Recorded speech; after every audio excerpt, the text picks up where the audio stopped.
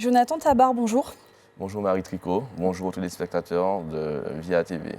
Vous êtes candidat aux élections municipales sur la commune du Gros Morne, tête de liste Le Réveil avec audace, ensemble bâtissons le Gros Morne.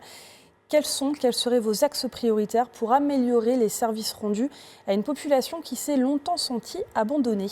Tout à fait, comme je le dis, après 12 ans de mandature de fermeture du maire sortant, je pense qu'il faut redonner confiance à la population.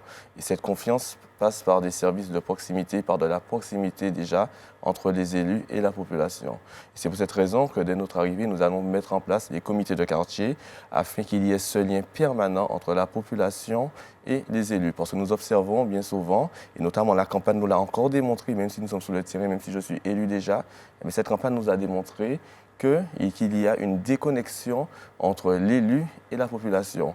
Parce que bien souvent, les élus n'ont pas conscience des attentes des habitants, des attentes de la population de manière générale.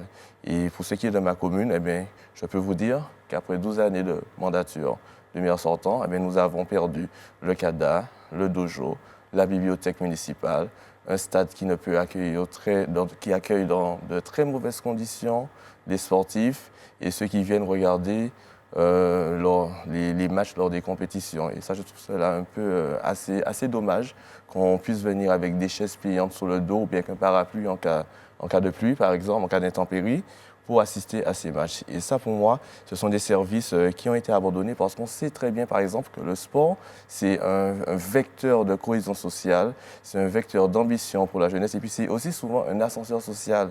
Et lorsqu'on prive la population de ces infrastructures sportives, par exemple, ou d'une bibliothèque, ou des écoles qui sont très peu dotées, j'estime qu'on ne mise pas sur l'avenir. Et nous, le Réveil avec audace, ce que nous envisageons, c'est de miser sur l'avenir, miser sur la jeunesse, tout en préservant ce lien intergénérationnel avec nos personnes âgées qui ont déjà fait beaucoup. Et ces personnes aussi doivent être considérées dans l'action publique. Et puis ce qu'il faut rajouter en plus, c'est que le Gros Morne, c'est un territoire central sur le territoire de la Martinique. Nous sommes frontaliers à 7 communes, par exemple. Je pense qu'il faut développer économiquement cette commune, développer l'interaction entre les différents acteurs, tels que les entreprises, le partenariat public-privé, il faudra le renouer.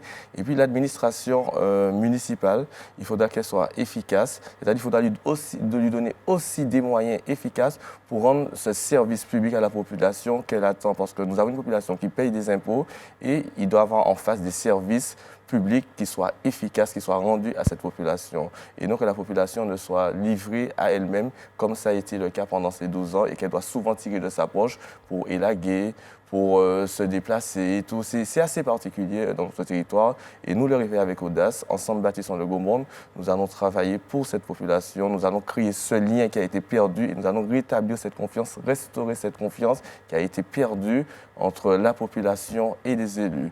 D'où l'importance de mettre en place assez rapidement les comités de quartier. Merci Jonathan Tabar. Merci à vous.